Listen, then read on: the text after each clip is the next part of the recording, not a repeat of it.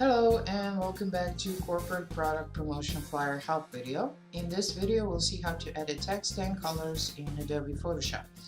So let's open up the PSD file.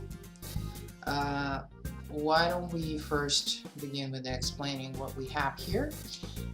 When it comes to Photoshop, the easiest way to group all the elements was to group them with different colors.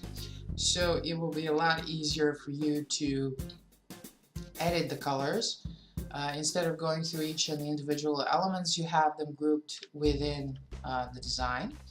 And you can see three different groups here. We have the info layer group. Basically there you have the information and the cut lines, bleeds, and everything else in this for this template. Then we have the front and the back of our flyers. And once you open up the front or the back, once you start opening the design, you can see these colors here, color thumbnails with the names of what they are coloring, and they are connected to the masks here. So basically they are coloring this area that has been created by the mask.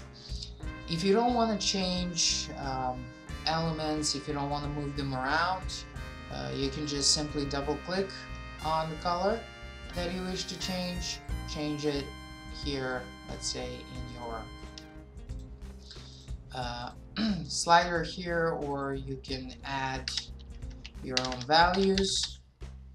And once you're done, press OK, and voila, you have your colors changed. But if you want to edit the elements itself, let's say we want to change Twitter with Facebook here, we'll just make something fast. Then you need to turn off this color layer and then go through each and every element individually and change their colors. Okay, now the easiest way of changing the colors is utilizing foreground and the background color here. I have set two colors here, lighter and darker one. And now when I go to edit my template, instead of double clicking on each and every one of them, if I want to apply the background color that has been set here, I'm going to go to Control Backspace, and let me just do this a couple of times. Okay, and if I want to utilize the lighter color or the front foreground color, I'm going to click Alt Backspace on my computer, and as you can see, we can change the colors here. Unfortunately, we'll have to change all the gradients. So in order to change the gradient, double click on the styles icon here, go to gradient overlay, and here we're gonna have to change it manually.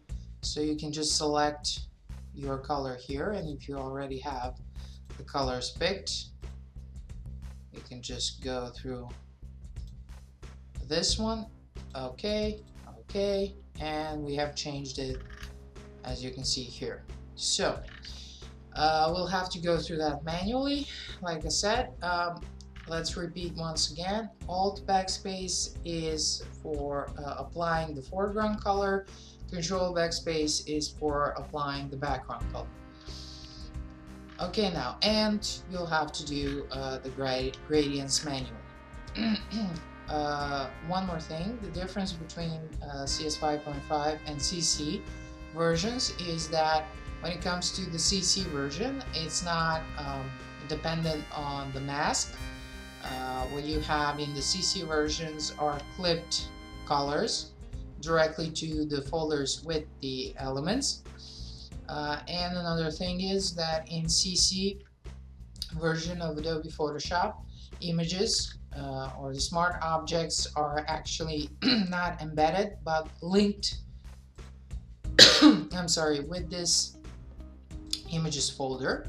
So all you have to do, instead of going through each and every image like we'll have to do here, you can change these images in the Photoshop, add your own images here, replace them, basically open each and every one of them, place your own image, save them all, and then in the layers panel you will go to smart objects, and here it will be something called update all modified contents, which we don't have here unfortunately in CS 5.5. So in this case we'll double click on the smart object, open it up, and we're going to place our own image here. Once we have the image placed, we can either merge these two layers or just save it as it is. Go to File, Save, and once we go back, it will be updated here in the main menu. You'll have to go through all of those changes for both front and back flyer, and if you want to send this to be printed, make sure you create two different files, one for the front, one for the back, and make sure that this info file is turned off, or best delete it before you send it to be printed. Okay, the only thing left right now is to talk about text. Now, like every other Photoshop Adobe software application, we can select the type tool, and once you hover over the text that can be edited, you can see the change in the cursor, and now all you have to do is simply type in your own text, or you can just double click on the text layer. Let me just, yes, double click on the text layer here in the layers panel, and again just either type in or paste your own text. If you want to edit the properties of the font, you'll need to open up the character panel. You need to go to Window, Character, and once we select the text, let me select this one. Here you can change different, change the font family, font style, size, whether you want it a little bit more bold, all caps, small caps, etc. These are the changes of the properties of the font. Okay, that was it for this video. Thank you for watching, and remember, if you have any questions about the template or you need additional help, please feel free to contact me and I'll try to respond as soon as possible. Have a fantastic day. See you soon. Bye.